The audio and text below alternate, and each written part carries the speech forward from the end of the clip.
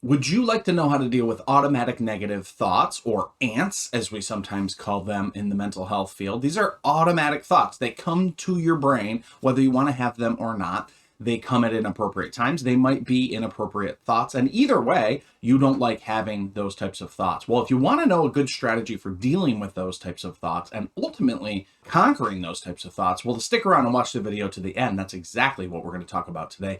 Hello, my name is Jesse. Welcome to the channel Open Source Owners, where we talk about what if humans had an owner's manual. Squashing your mental ants. So the metaphor is, if you had a bunch of ants in your house, you can't let them continue to sort of exist within your house. You have to do something about it, or they're just going to proliferate. They're going to multiply. There's going to be more of them. And the similar case is true for the brain. If you have automatic negative thoughts, or ants, they tend to multiply. If you don't challenge them, replace them, and ultimately eradicate them, they will multiply, because that's the way the mind works. It just spins off into itself and makes things even more catastrophic over time. And then before you know it, you've had a whole day go by and all you've been doing is being besieged, as if in a war, by your own thinking pattern. So let's get into the actual coping skill right now. Okay, so the way we're going to do this, and by the way, this skill is out of CBT, cognitive behavioral therapy. I think I borrowed this directly from Dr. Daniel Amen. He's worth checking out,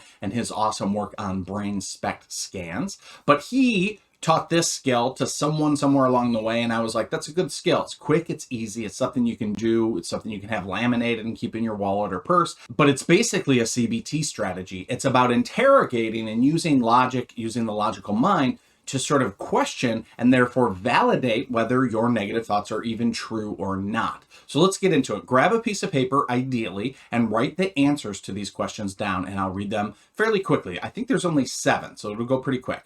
First question. Write down one negative thought. So this is one negative automatic thought specifically. So a thought that you routinely have.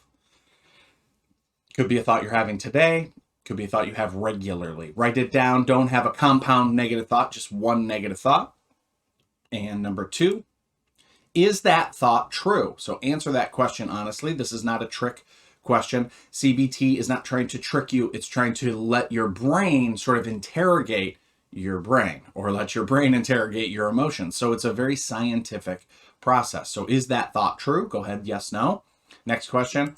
Is it certain? This is more of a percentile thing. Okay, if it's true, well, how true is it? Is it 80% true? Is it 50% true? Is it certain? Go ahead and answer honestly. If you feel it is certain, then by all means write that down. And question number 4, how does it make you feel? So when you have that automatic negative thought, how does that thought make you feel? Number 5, how would you feel if you could never have that thought again? This is a tricky one. So if that thought were incapable of coming into your mind, how would you feel? Would it be a relief? Would you actually feel more anxious? Would you just have to replace that thought with something else? Again, just be honest. There's no trickery here. Whatever is true for you is going to be the best way that this skill works. Squashing the ants. All right, number 6.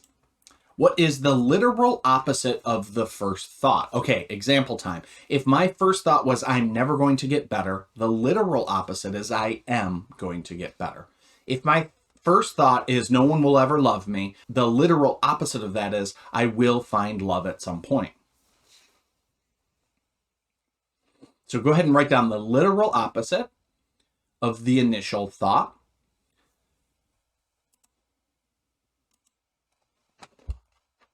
And then part A of 6 here is list 3 pieces of evidence that support that opposite thought. So if your opposite thought is I am going to get better, come up with 3 pieces of evidence that support that. It could be something from your past where you've recovered before. It could be that you're working on something currently, or you're going to therapy, or you're reading a lot of books. So give some evidence that you believe that you are going to get better. If you can't come up with 3 pieces of evidence, that's fine, but come up with as many as you can.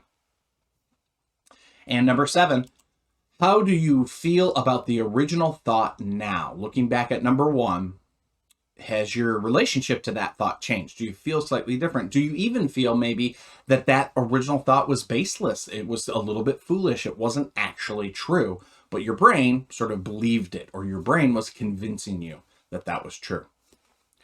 Okay, that's it. That's squashing the ants. The way you could practice this is you could laminate it, you could write it down on post-it notes, you could leave it in your phone, and you could do this periodically throughout the day, maybe 3 to 5 times throughout the day.